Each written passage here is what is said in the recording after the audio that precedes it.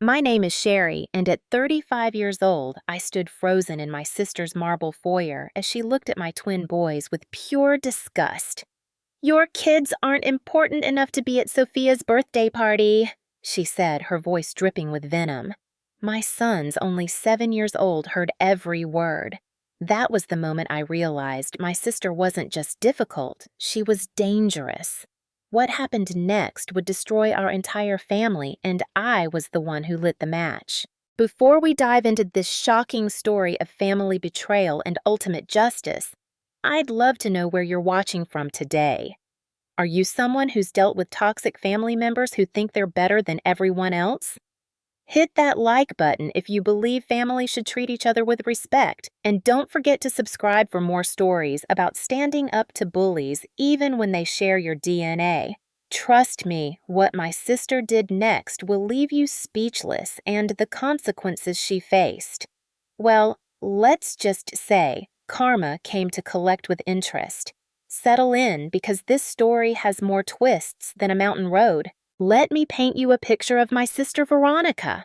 At 38, she lived in a 7-bedroom mansion in the most exclusive part of town, complete with marble floors imported from Italy and a kitchen that cost more than my entire house. Her husband, Preston, ran a hedge fund that managed billions, and they made sure everyone knew it.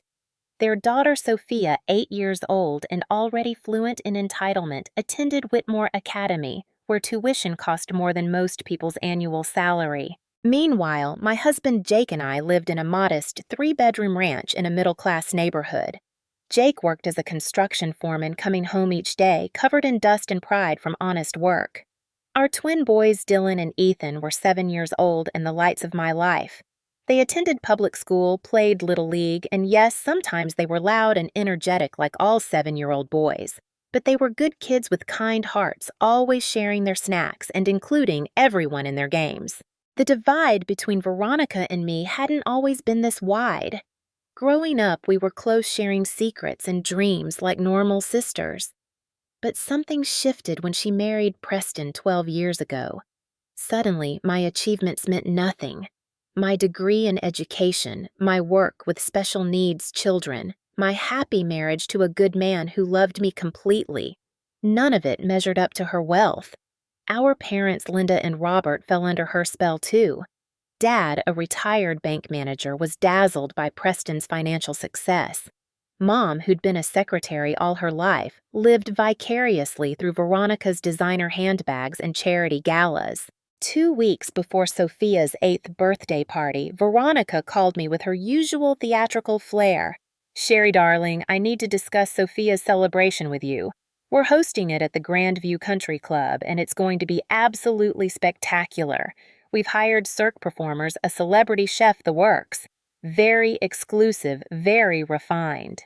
I listened to her go on about ice sculptures and 7-tier cakes, waiting for her to get to the point. When she finally paused, I asked, "What time should we be there? The boys are excited to celebrate with their cousin." The silence stretched so long I thought we'd lost connection. Then Veronica cleared her throat. "Well, that's what I wanted to discuss. This is an adults and select children only event. You understand, don't you? We need to maintain a certain atmosphere." My stomach twisted, but I kept my voice steady. "What do you mean by select children?" "Oh, you know, children who are accustomed to these types of events, who know how to conduct themselves appropriately in refined settings.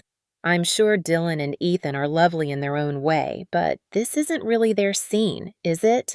2 days later, the official invitation arrived in heavy cream cardstock with gold embossing. "Mr. and Mrs. Jake Morrison," it read. No mention of our sons. I stared at it for a long time, trying to convince myself I was misunderstanding.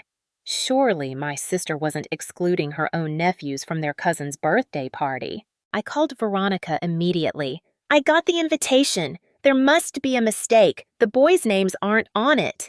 "It's not a mistake," she said coolly. "I thought I explained this. The party has a certain standard we need to maintain. The other families attending, well, their children attend Whitmore or similar schools. They participate in equestrian sports, speak multiple languages. I don't want Sophia to be embarrassed. Embarrassed by her own cousins? My voice shook with anger. Don't be dramatic, Sherry. Your boys are energetic. Remember last Christmas when they knocked over my Lalique vase playing tag? This venue has priceless artwork. I can't risk it. That was an accident and Jake paid for the vase. It's not about the money, it's about behavior breeding.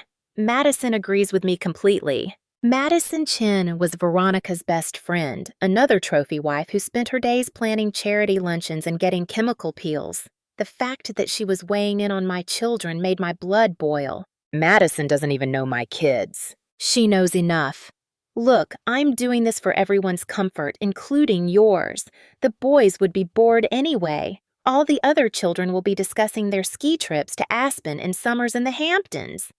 Do you really want Dylan and Ethan to feel out of place? What I wanted was to reach through the phone and shake some sense into her. Instead, I took a deep breath. Veronica, they're your nephews. They're Sophia's cousins. Family. Family doesn't automatically mean compatible. I'm sorry, Sherry, but my decision is final. You and Jake are welcome to attend. In fact, I insist you come, but find a babysitter for the boys. That evening, I told Jake about the conversation. His jaw clenched tighter with every word. We're not going, he said flatly. If our sons aren't good enough for her party, then neither are we.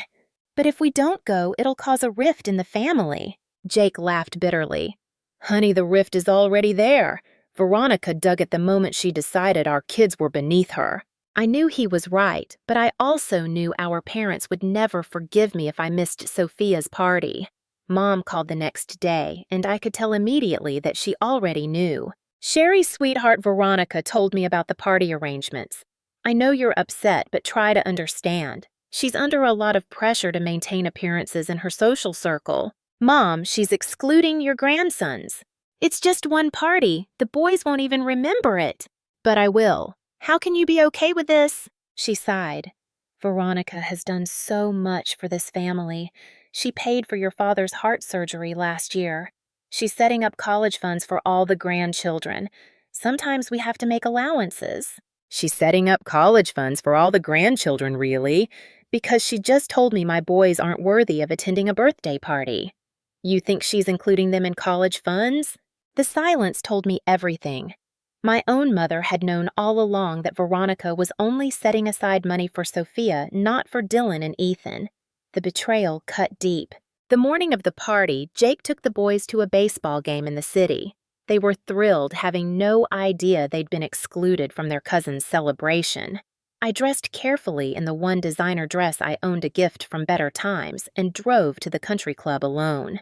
The moment I walked in, I understood what Veronica meant by certain standard.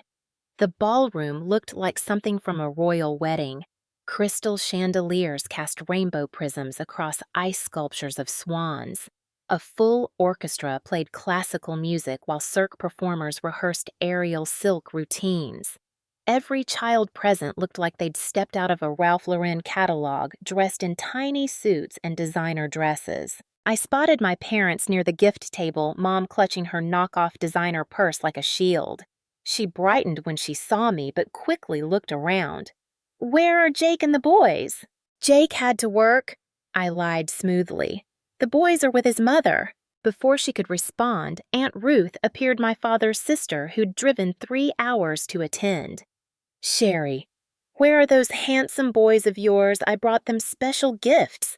My throat tightened. They couldn't make it. Couldn't make it to their cousin's party. Are they ill? Veronica materialized beside us like a designer-clad shark sensing blood in the water.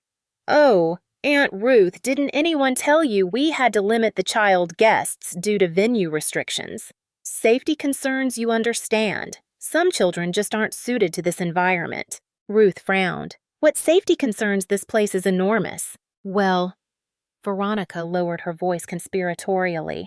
There have been some behavioral issues. I didn't want to say anything, but Dylan and Ethan have been having problems at school. Aggression, property damage.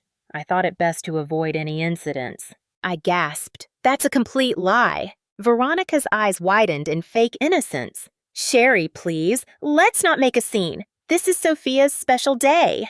Behavioral issues. Ruth looked between us confused. But I saw them last month. They were delightful. Children can hide things well. Madison appeared linking her arm through Veronica's, especially from family who don't see them regularly. Veronica's just being a protective mother. I wanted to scream to tell everyone within earshot that my sister was lying through her veneered teeth. But around us, other parents were starting to notice the tension. Women in cocktail dresses whispered behind manicured hands. I recognized several from town mothers whose children went to school with mine. "Excuse me." I managed, walking quickly toward the bathroom. Behind me, I heard Veronica's voice carrying across the room. "Poor Sherry. It must be so difficult dealing with troubled children. We've offered to help, of course, but she's too proud." In the bathroom, I gripped the marble counter and forced myself to breathe. My reflection showed flushed cheeks and eyes bright with unshed tears. I wouldn't cry. I wouldn't give Veronica the satisfaction. When I returned to the party, the damage was spreading like wildfire. Parents gave me sympathetic looks mixed with wariness, the kind reserved for mothers of problem children. I tried to hold my head high as I found a seat at the table marked with our names notably placed in the back corner, practically in Siberia. The party progressed with military precision. Sophia, dressed in a custom gown that probably cost more than my car payment, played the perfect princess. She opened gifts with practiced enthusiasm, though I noticed her eyes glazing over by the 15th American Girl doll. When she got to my gift, a set of books I'd carefully chosen about strong girls having adventures, she barely glanced at them before moving on. "Books," she announced with slight disdain. "How educational." The crowd tittered politely. Preston, sitting at the head table, called out, "Well, that's what happens when your aunt is a teacher. She probably got them with her educator discount." The laughter was louder this time, meaner. I felt heat crawling up my neck. These people didn't know I'd spent weeks searching for the perfect books, stories that might inspire Sophia to see beyond her privileged bubble. They didn't know I'd saved for months to afford the special editions. During the cake ceremony, Madison accidentally backed into me while carrying a glass of red wine. It splashed across my dress, the only nice one I owned, leaving a stain like blood across the front. "Oh my goodness!" Madison gasped loudly enough to draw everyone's attention. "I'm so clumsy. Though honestly, Sherry, that dress is so last season anyway. This gives you an excuse to update your wardrobe." Veronica appeared with club soda and napkins, making a big show of trying to help while actually making it worse. "Don't worry, sis. I have tons of old things I was going to donate. You can have first pick." The humiliation burned, but what hurt worse were my parents. Dad avoided eye contact entirely. Mom made weak attempts to defend me that only made things worse. "Sherry's always been practical," she told a group of women. "She doesn't need fancy things like some people." As the party wound down, I overheard the conversation that finally broke my composure. Veronica stood with a group of mothers from Whitmore Academy, their children playing nearby. "I just feel terrible about the whole situation," she was saying. "My nephews, they vandalized my car last week. Carved words into the paint. Horrible words. I have security footage, but I haven't pressed charges because, well, they're family." "How awful," one woman gasped. "What did they write?" I couldn't possibly repeat it, but Jake Sherry's husband, he just laughed it off. Said boys will be boys. Can you imagine, what kind of parents raise children who think destroying property is acceptable? I strode over, my hands shaking with rage. "Security footage! Then you'll be happy to show everyone, won't you? Because my boys haven't been to your house in over a month." Veronica's face went pale, then red. "This isn't the time or place." "No, please. You're telling these lies about my children. Show the footage. Prove it." "I don't have to prove anything to you." "Because it doesn't exist. You're lying about 7-year-old boys to make yourself feel important." Madison stepped between us. "Sherry, you're causing a scene. Maybe you should leave." "She's right." Preston appeared, his face cold. You're upsetting Sophia and our guests. I'll have security escort you out." "That won't be necessary," I said, gathering what remained of my dignity. "I'm leaving. But Veronica, this isn't over." As I walked through the ballroom, conversations stopped. Every eye followed my progress. At the door, I turned back to see my sister comforting Sophia, playing the role of protective mother to perfection. Our parents flanked her a united front against the family embarrassment I'd apparently become. The valet brought my car, a 10-year-old Honda that looked even shabbier among the BMWs and Mercedes. As I drove away, my phone buzzed with text messages. I didn't need to look to know they'd be from people at the party, checking on me with fake concern, while really fishing for gossip. At home, I found Jake and the boys in the backyard playing catch. Their faces were sunburned and happy remnants of stadium hot dogs on their shirts.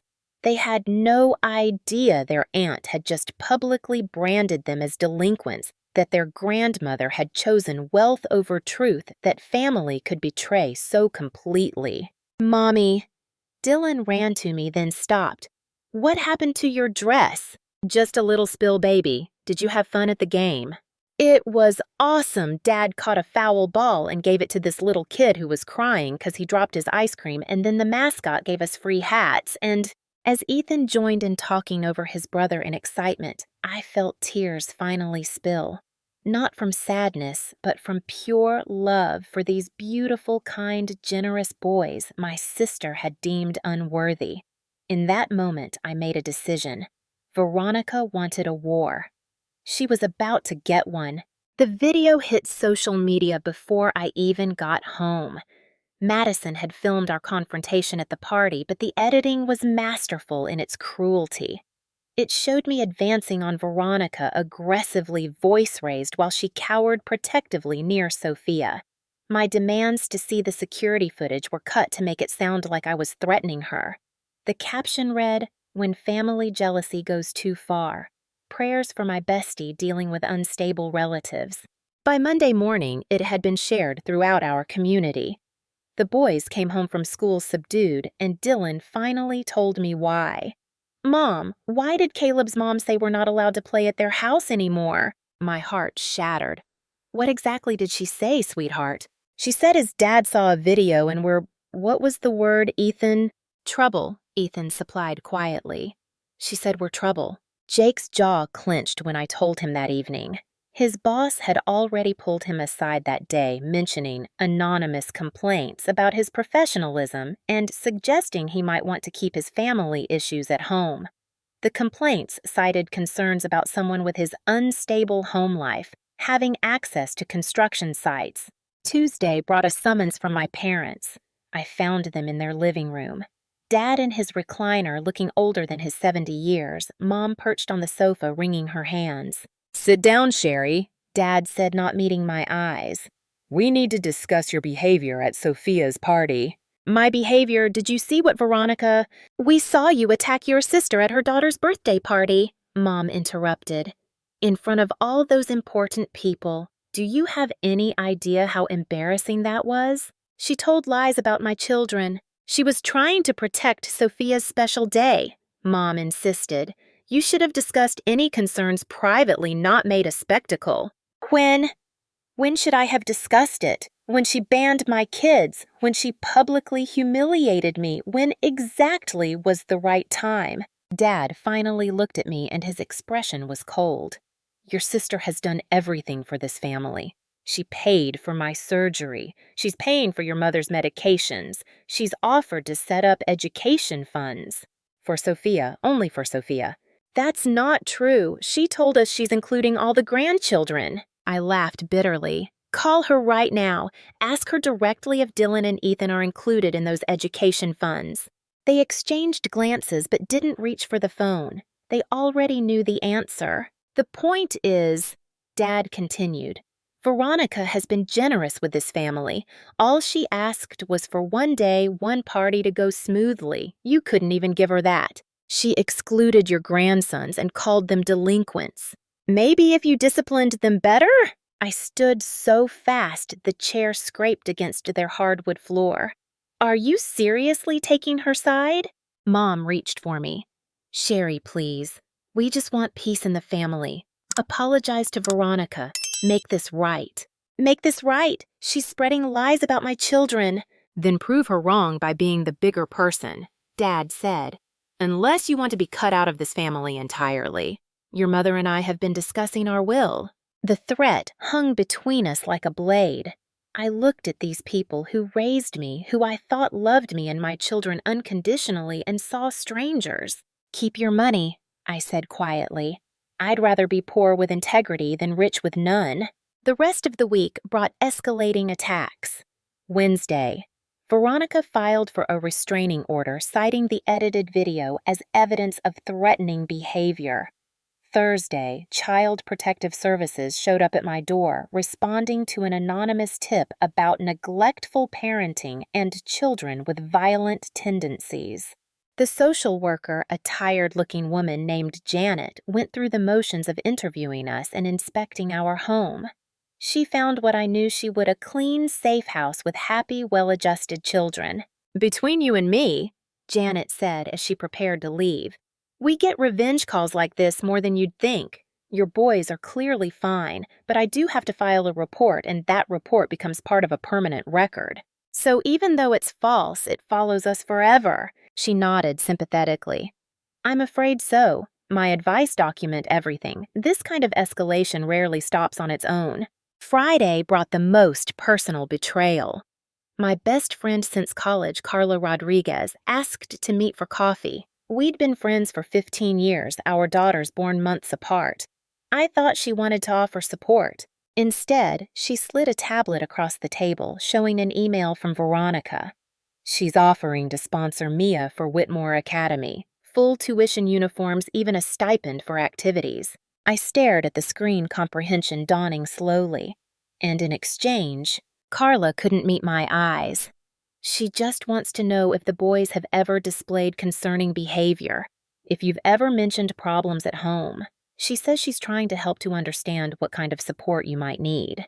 "You've been feeding her information." Not exactly. I just answered some questions."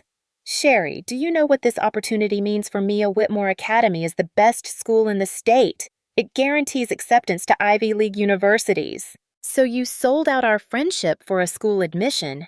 "It's not like that. I didn't tell her anything bad, just things that could be misinterpreted. Like when Dylan got in that playground fight last year. He was defending a younger kid from bullies." "I know that, but out of context." I stood, leaving my untouched coffee on the table. 15 years, Carla. 15 years of friendship, and you sold me out for tuition money. "Sherry, please. What would you do in my position? We can't all marry for love and hope for the best. Some of us have to be practical." I left without another word, but her betrayal opened my eyes to how deep Veronica's influence ran. How many other friends had she approached? How many had taken her silver coins? That weekend, Jake's construction site failed a surprise safety inspection. Issues that had never existed before suddenly appeared in the report. Improper storage of materials, documentation discrepancies, worker safety violations that could result in massive fines. Jake's boss, Stan, called him in. "I've been in this business 30 years, Stan said. "I know a hit job when I see one. Someone with connections wants you gone. I can't afford to fight it, Jake. I'm sorry." We sat at our kitchen table that night, bills spread before us like accusations. Without Jake's income, we'd lose the house within months. The boys played in the next room, oblivious to how their world was crumbling. "We could move," Jake suggested. "Start fresh somewhere else." "Running away, that's what she wants." "Then what do we do? She has all the money, all the power. We can't fight her." I thought about my boys being shunned at school, about Janet's warning that CPS complaints stay on record forever, about my parents choosing money over truth. Veronica had built her attack carefully, methodically, destroying every aspect of our lives. "We fight smarter," I said finally. "She's so focused on destroying us, she must be hiding something. Nobody goes this nuclear over a party invitation unless they're protecting bigger secrets." Jake looked skeptical. "And how do we find these secrets?" Before I could answer, my phone buzzed. Unknown number, but I answered anyway. Mrs. Morrison, this is Grace Thompson. I work for your sister. I clean her house. I think we should talk. What she's doing to you, it's not the first time, and I have proof. Grace suggested we meet at a truck stop diner 40 minutes outside town where Veronica's influence didn't reach. I found her in a back booth, a woman in her 50s with tired eyes and work-worn hands. She clutched a manila envelope like a lifeline. I've worked for your sister for 6 years, Grace began without preamble. I've seen things, done things I'm not proud of, stayed silent when I shouldn't have. But what she's doing to those boys, she shook her head. Children are where I draw the line. What kind of things have you seen? Grace pushed the envelope across the table. Inside were printed emails, text messages, photographs. Your sister has a pattern. Anyone who threatens her perfect image gets destroyed. There was a woman named Helen Watts whose daughter was competing with Sophia for a spot at Whitmore Academy. Veronica planted drugs in her car during a school event. Helen lost custody of her daughter. I stared at the evidence, my hands shaking. There's more. A business partner of Preston's who asked too many questions about their finances. Suddenly, his wife received photos of him at a hotel with another woman. Except the photos were doctored. I know because I heard Veronica discussing it with Madison's husband, Brett. He's not just a lawyer, he helps them cover their tracks. Why are you telling me this? Because last week I overheard her on the phone. She's planning something worse for you. Something about Jake's safety at construction sites, how accidents happen. I couldn't stay silent anymore. We need to go to the police. Grace laughed bitterly. With what hearsay from the help? Besides, the deputy chief of police is Preston's golf buddy. No, you need someone who knows how to dig where the bodies are buried. There's a private investigator, David Park. He helped Helen after she got out of jail. He's expensive, but he's one of the few people in this state Veronica can't buy. I met David the next day in his office in nondescript space above a dry cleaner. He was younger than I expected, maybe early 40s, with sharp eyes that missed nothing. Grace Thompson sent you, he said before I could introduce myself, which means Veronica Chin Morrison has finally picked the wrong target. You know my sister. I've been tracking her activities for 3 years, waiting for someone with standing to come forward. The problem with your sister isn't just that she's cruel, it's that she's smart about it. Everything she does has plausible deniability. Then how do we stop her? David leaned back in his chair. By finding what she's really hiding. Nobody guards their reputation this viciously unless that reputation is protecting something bigger. I have theories, but I need access.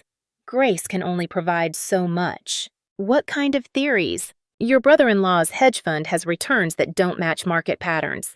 Your sister's real estate deals always seem to close above asking price, even in down markets.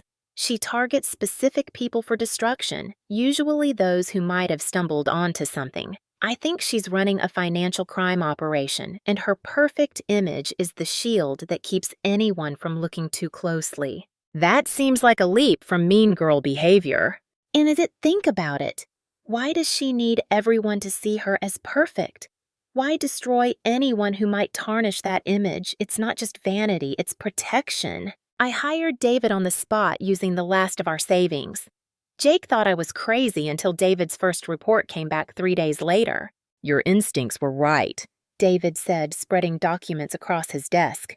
Veronica's been embezzling from elderly clients through her real estate business. She targets wealthy seniors with no close family, gains their trust through charity work, then slowly drains their accounts. Small amounts over time, always with legal-looking documentation. How much are we talking about?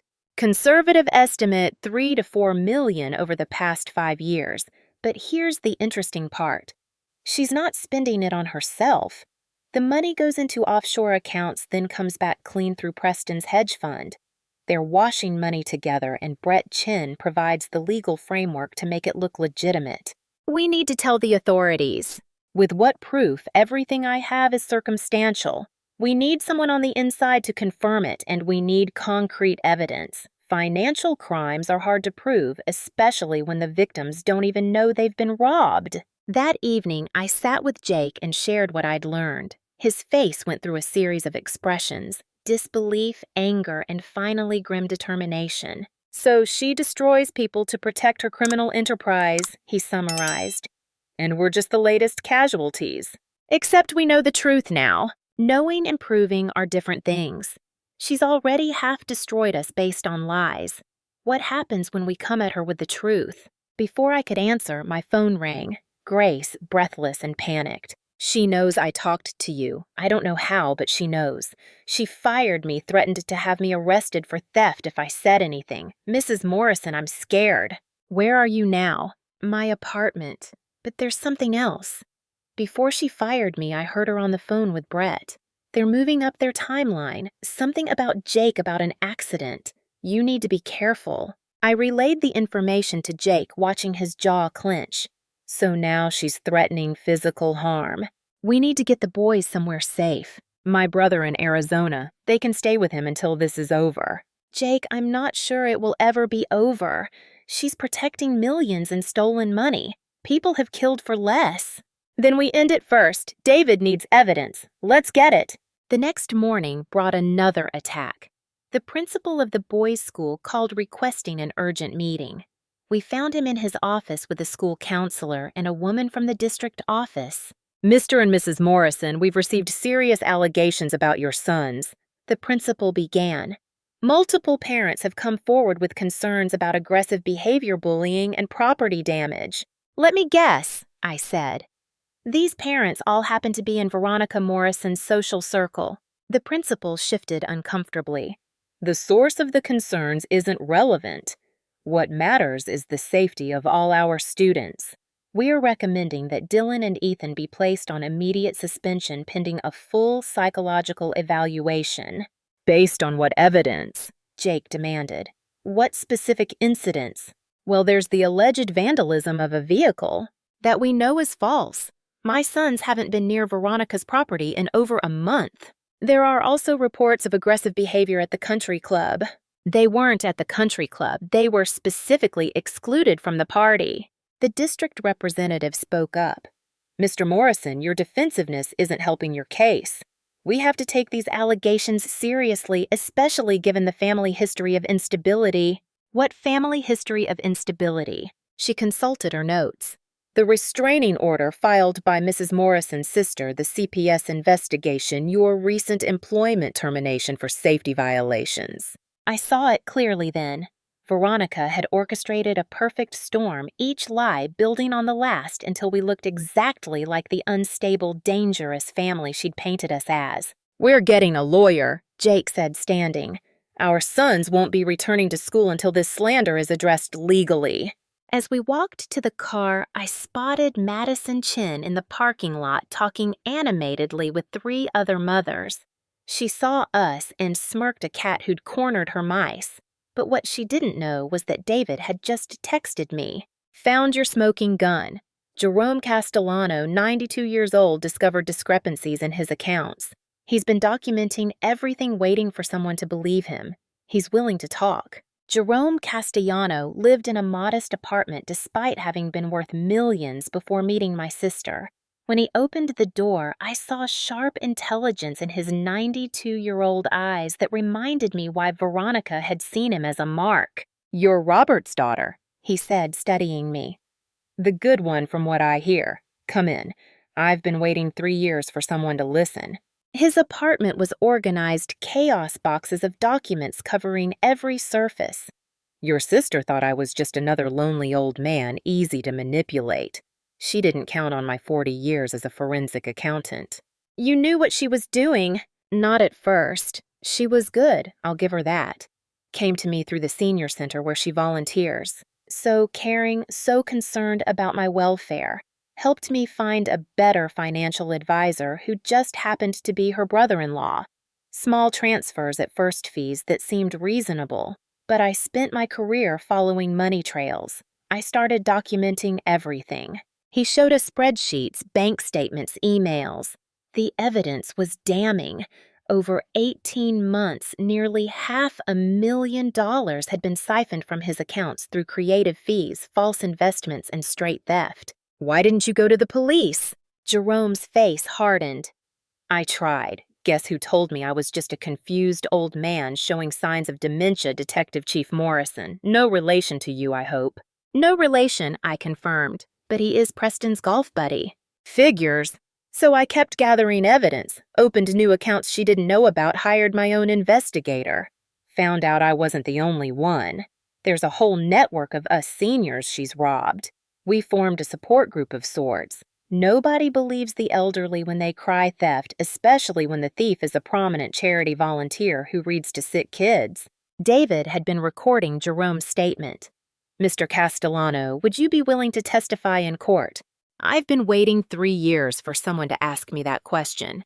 But we'll need more than my testimony. Your sister has judges in her pocket. Then we get evidence she can't buy her way out of, I said. Grace mentioned recordings. If we could get Veronica admitting to something. Too risky, David said. She's paranoid about recordings now, but there might be another way. Jerome, do you still have contact with the other victims? Every Thursday at the community center. We call ourselves the book club, but really we just compare notes on what was stolen from us. How many? 12 that we know of. Probably more who are too ashamed to come forward. As we left Jerome's apartment, my phone buzzed with an alert. Someone had posted in the local community Facebook group. My heart sank as I read, "Concerned parent here. Does anyone know why the Morrison twins were suspended from school? I heard it was for violent behavior. As a mother, I'm worried about the safety of our children. Maybe it's time for some families to consider alternatives that would be better for everyone." The comments were already piling up a mix of concern, trolling, and outright attacks. Then I noticed something interesting. The original poster concerned Mama Bear had only joined the group that day. The account had no profile picture, no history. Classic Veronica manipulation. But she'd made a mistake. In her haste to destroy us publicly, she was leaving digital footprints. I screenshot everything and sent it to David. That evening brought the next escalation. Jake had gone to pick up tools he'd left at the construction site when Stan called me.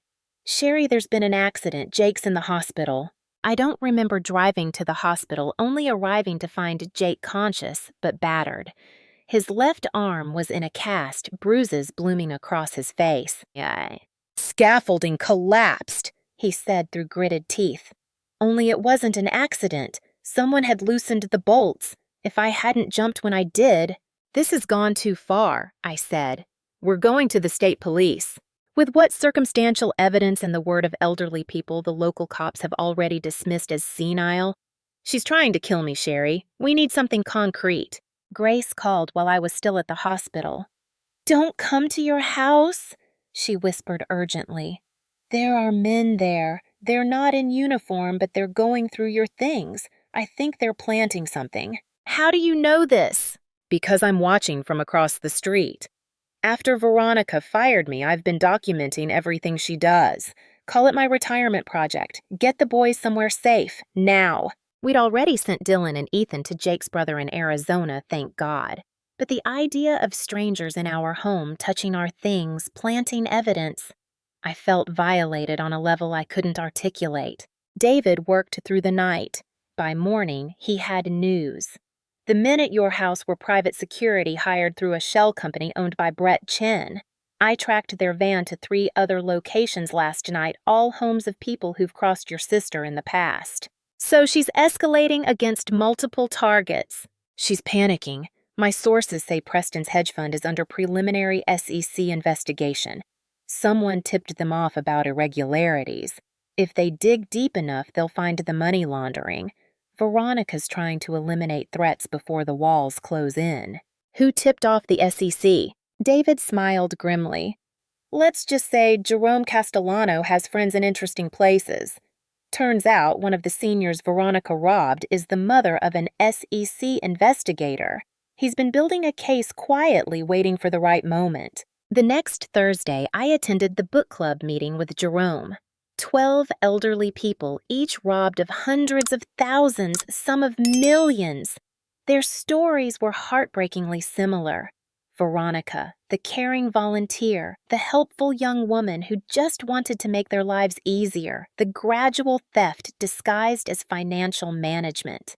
"She took my husband's life insurance," said Dorothy Kim, 87. "Said she was investing it for my grandchildren's education. That was $4 million. My grandchildren got nothing." "3.5 million from me," added William Torres. "My construction company's entire pension fund." She said the market was volatile, that losses were normal. I believed her until Jerome showed me the real numbers. As they shared their stories, I recorded everything with their permission.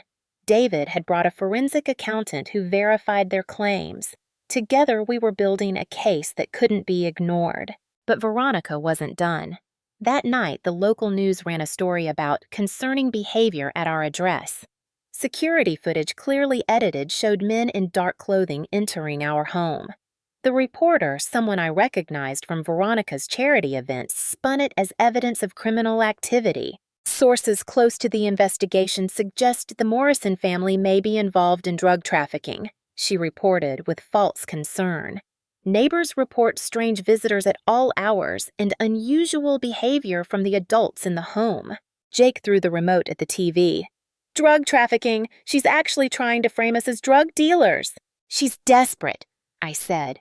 "This isn't calculated anymore. She's making mistakes." The next mistake came in the form of Madison Chin. She approached me at the grocery store, cornering me in the produce section. "You need to stop," she hissed. "Whatever you think you're doing, stop. Veronica's been good to this community. She doesn't deserve this witch hunt." "Witch hunt she's stealing from elderly people. Prove it," Madison challenged. "You can't because it's not true." "But I can prove your husband's a drug dealer. I can prove your kids are violent. I can destroy what's left of your pathetic life with one phone call." What Madison didn't know was that David had anticipated this. I was wearing a wire and her threats were being recorded clearly. When she grabbed my arm, leaving bruises, the hidden camera in my purse caught it all. "Is that a threat, Madison? It's a promise. Back off or your boys grow up visiting their parents in prison." After she stormed off, I sat in my car shaking. Not from fear, but from rage. They could come after me, hurt Jake, destroy our reputation. But threatening to frame us to take us from our children, that crossed every line. "We got it all," David confirmed later. "Clear assault, clear threats, clear conspiracy. Madison just gave us the evidence we needed to prove this is organized harassment." The state police were finally interested.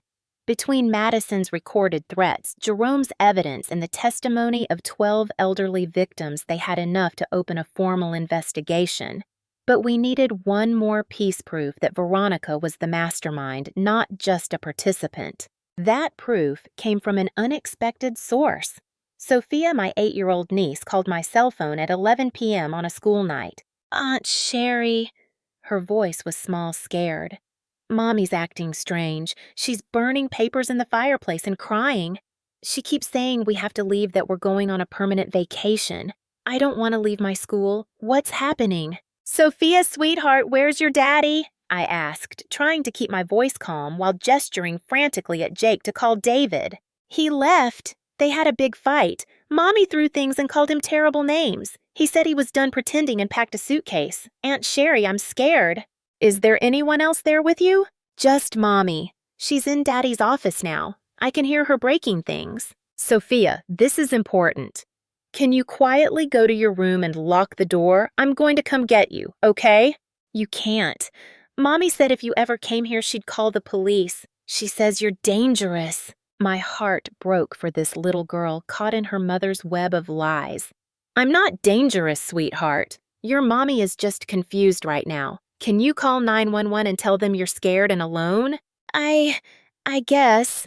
Aunt Sherry, I'm sorry Mommy didn't let Dylan and Ethan come to my party. I wanted them there. I made them birthday cards, but Mommy threw them away." Before I could respond, I heard Veronica's voice in the background, high and hysterical. "Sophia, what are you doing? Give me that phone." The line went dead. Jake was already on with David, who was coordinating with state police. Within minutes, units were dispatched to Veronica's house for a welfare check on a minor. What they found exceeded everyone's expectations. According to the police report I later read, they arrived to find Veronica attempting to burn documents in multiple fireplaces. The house reeked of smoke and desperation. Financial records, emails, client files, all turning to ash as she screamed about persecution and conspiracies. Preston was gone, but he'd left his own parting gift, a laptop containing every fraudulent transaction from the past 5 years. He'd been documenting everything, preparing for the inevitable day when the scheme collapsed. In his own way, he'd been as trapped as Veronica's victims, but he'd chosen self-preservation over loyalty. The school board meeting 3 days later should have been about the district budget. Instead, it became ground zero for Veronica's complete unraveling. She'd been released on bail and arrived looking like a shadow of her former self. Designer clothes replaced with a wrinkled suit, perfect makeup, smeared hair, unwashed. She'd come to make one last stand to rally the parents she'd manipulated into destroying my family. What she found instead was a room full of people who'd learned the truth. "How many of us did you steal from?" shouted Mrs. Patterson, whose mother was one of Jerome's book club members. "My mother's entire retirement gone. You told us the Morrison boys were dangerous," another parent accused. "We shunned innocent children because of your lies." Principal Edwards stood at the podium looking haggard. "The board has reviewed all allegations against Dylan and Ethan Morrison. We found zero evidence of behavioral problems. In fact, their teachers describe them as kind, helpful boys who often stand up for bullied classmates.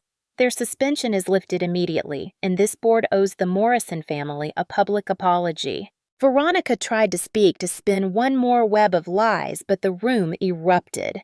Parents who'd believed her, who'd excluded my boys from play dates and birthday parties, were realizing they'd been pawns in her sick game. The meeting devolved into chaos as the truth spread like wildfire. Madison Chin was arrested that same night, Brett with her. The state police had built a RICO case treating their financial crimes as organized racketeering. The beautiful house of cards was collapsing, and everyone involved was scrambling to make deals. But the true collapse came the next morning. David called me at 6 a.m., his voice grim. "You need to see this before it hits the news. Veronica's in the hospital. She took pills. A lot of pills." I should have felt satisfaction, maybe even joy that my tormentor was suffering. Instead, I felt hollow. This wasn't justice, it was tragedy. A woman so consumed by greed and image that she'd destroyed everything and everyone around her, including herself. At the hospital, I found my parents in the waiting room. They looked broken, aged a decade overnight. Mom saw me and burst into tears. "We didn't know," she sobbed. "Sherry, we didn't know about the stealing. She said she was investing, helping people. We thought you were jealous. Can you ever forgive us?" I wanted to rage at them, to demand how they could choose money over their own grandchildren. But looking at them, I saw 2 elderly people who'd been manipulated as thoroughly as Jerome and his friends. Veronica had stolen from them too, just in different ways. "The boys," Dad said quietly. "We want to see the boys, to apologize, to try to be the grandparents they deserve if you'll let us." "That's not my decision. It's theirs. You'll have to earn their trust back." They nodded, accepting the verdict. Then Mom asked the question I'd been dreading. "Have you seen her?" I had. The doctors let me in briefly, perhaps thinking family might help. Veronica looked small in the hospital bed, all her armor stripped away. When she saw me, tears rolled down her cheeks. "I just wanted to be perfect," she whispered. "Everything I did, it was to be perfect. To be worthy." "Worthy of what?" "I don't know anymore. I had everything, and it was never enough. I needed more, needed everyone to see me as special. And now Sophia?" She broke down completely. "Preston took her. The court gave him full custody. My baby girl is gone." I could have said so many things. listed her crimes, demanded apologies, thrown her cruelty back in her face. Instead, I said the only thing that mattered. It's not too late to change, to get help, to maybe someday be the mother Sophia deserves. She looked at me with something like hope before the nurse ushered me out. I never saw my sister again without glass between us. The trials were swift, with Preston cooperating fully, providing detailed evidence of the financial schemes. Veronica had no defense. She pled guilty to 43 counts of fraud, embezzlement, and money laundering. The judge reviewing the case seemed particularly disgusted by the targeting of elderly victims. "Mrs. Morrison," he said during sentencing, "you held a position of trust in this community. You used that trust to rob vulnerable people of their life savings while maintaining a facade of charity and virtue.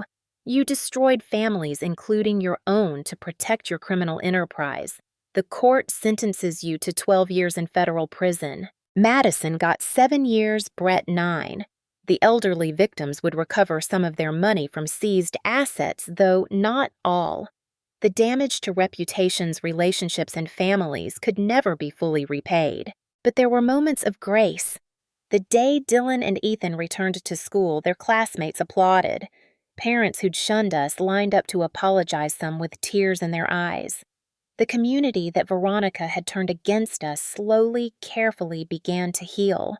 Jake's arm healed, and Stan hired him back with a promotion.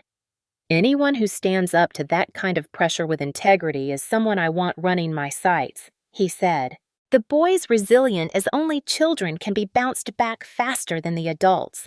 They made new friends, kept their old kindness, and somehow forgave easier than I could. "Mom," Ethan said one night, "I feel sad for Sophia. It's not her fault her mom made bad choices."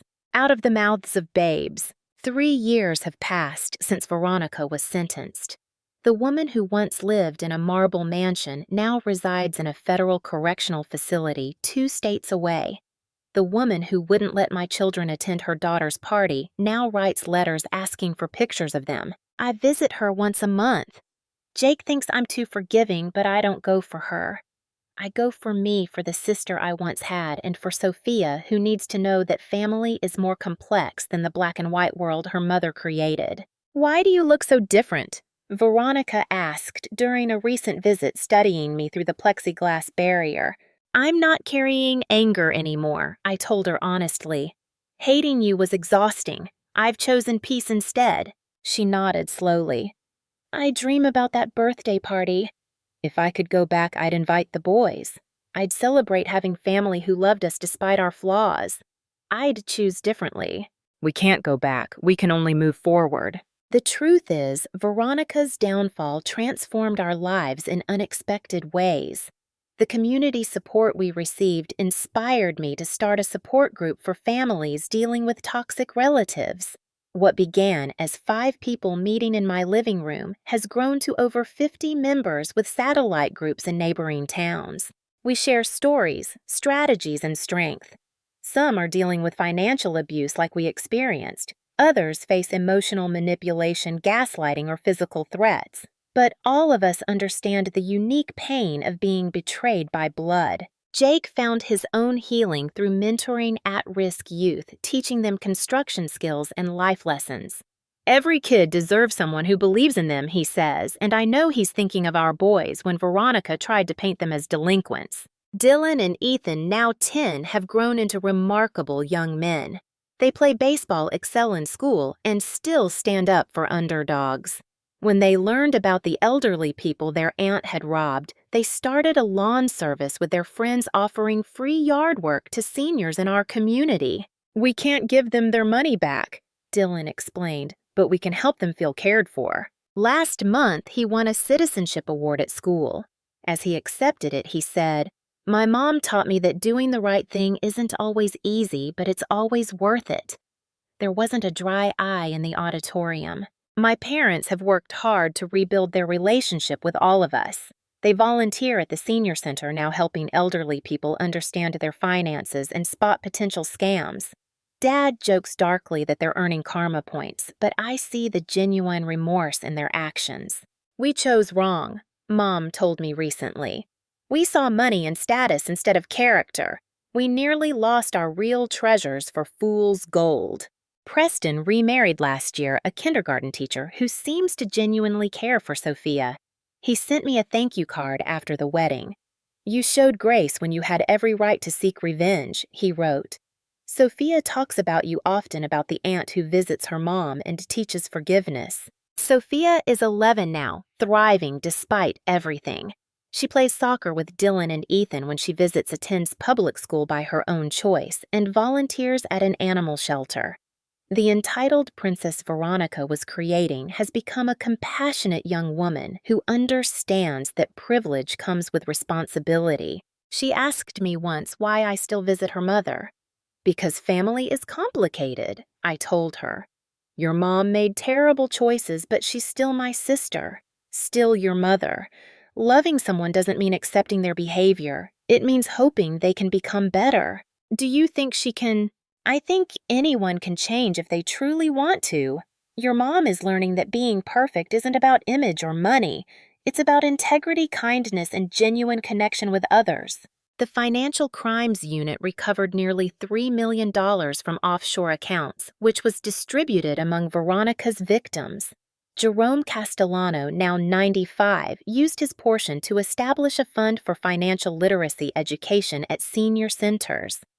"If I can prevent one person from being victimized like we were, it's worth every penny," he said at the fund's launch. Grace Thompson, the housekeeper who risked everything to help us, now runs her own cleaning service specializing in estate management for elderly clients. We helped her get bonded and insured, and Jerome's book club became her first clients. She treats them like family the way Veronica should have.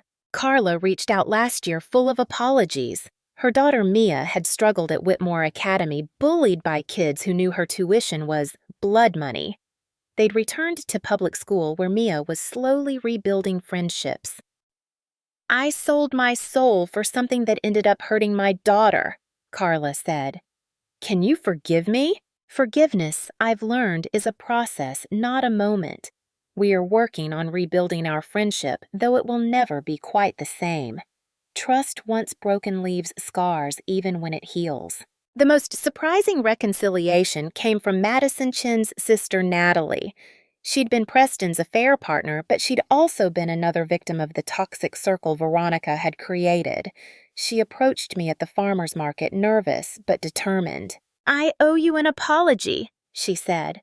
"I knew Madison was helping Veronica hurt people, and I said nothing. I was so caught up in my own drama that I ignored the damage they were causing. I'm testifying at Madison's appeal hearing. The truth needs to be told." I've thought a lot about what drove Veronica to such extremes. During one visit, she told me about feeling invisible as a child, always second best despite her achievements. Marriage to Preston had seemed like winning the lottery, but it came with impossible standards and constant fear of not measuring up. "I created a prison of perfection," she said. "Every lie required 10 more to maintain it. Every success raised the bar higher. I was so afraid of being ordinary that I became monstrous." It doesn't excuse her actions, but it helps me understand them. How many of us build smaller prisons, telling smaller lies, hurting fewer people, but still causing damage in our quest to be seen as special? The support group has taught me that Veronica's story, while extreme, isn't unique. The methods vary, but the pattern remains someone who needs to be superior, who builds their worth by diminishing others, who guards their false image with increasing violence. But we've also learned that survivors share patterns too. We doubt ourselves, blame ourselves, try to rationalize the abuse. We stay too long, forgive too easily, hope too hard for change that may never come. Learning to set boundaries, to demand respect, to walk away when necessary, these are skills that don't come naturally to those raised to prioritize family above all else. Last week, I received a letter from a woman in Michigan who'd found my blog. Her brother had destroyed her reputation in their small town through similar tactics, all because she'd questioned his handling of their mother's estate.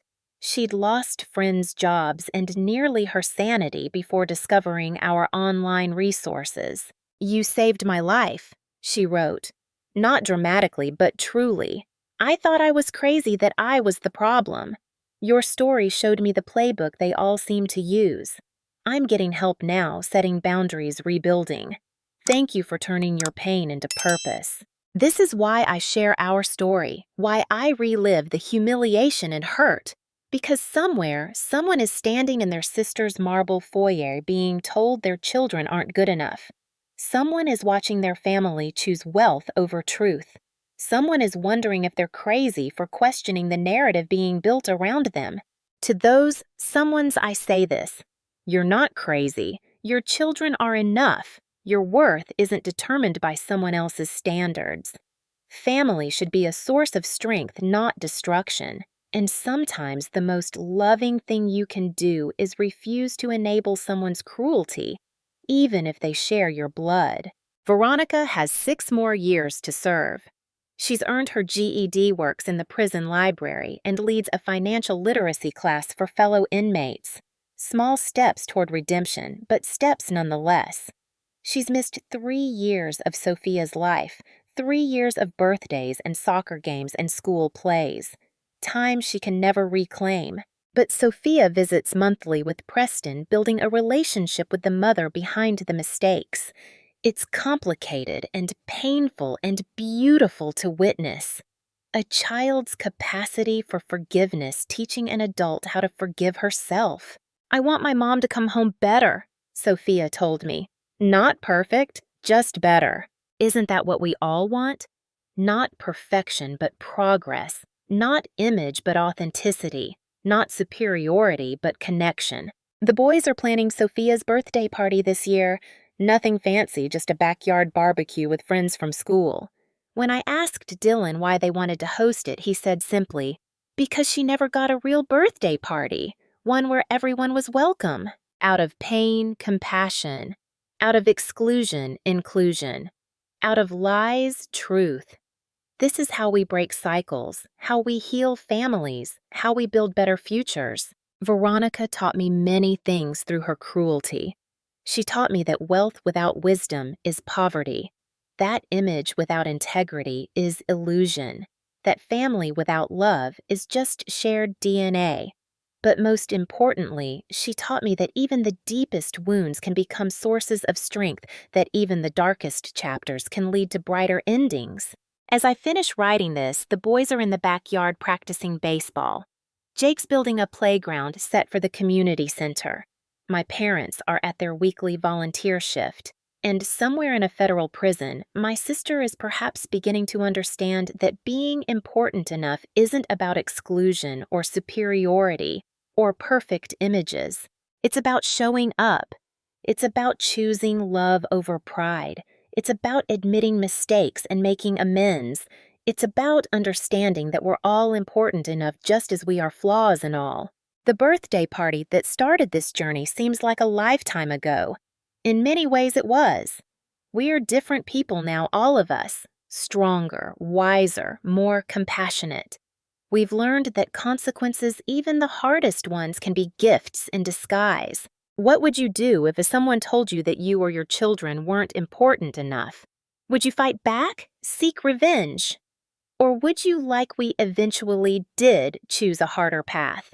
If you've faced similar betrayal from family who should have protected you, I want you to know you're not alone. Share your story in the comments below, because every voice matters, every experience teaches, every survival inspires. If this story resonated with you, please hit that like button and subscribe for more content about overcoming family trauma, setting boundaries, and finding peace after betrayal. Share this video with someone who needs to hear that they're important enough just as they are. Remember, family isn't just about blood. It's about who shows up, who stands by you, who sees your worth when others try to diminish it. Thank you for joining me on this journey, and may you find the strength to write your own story of redemption, whatever that looks like for you.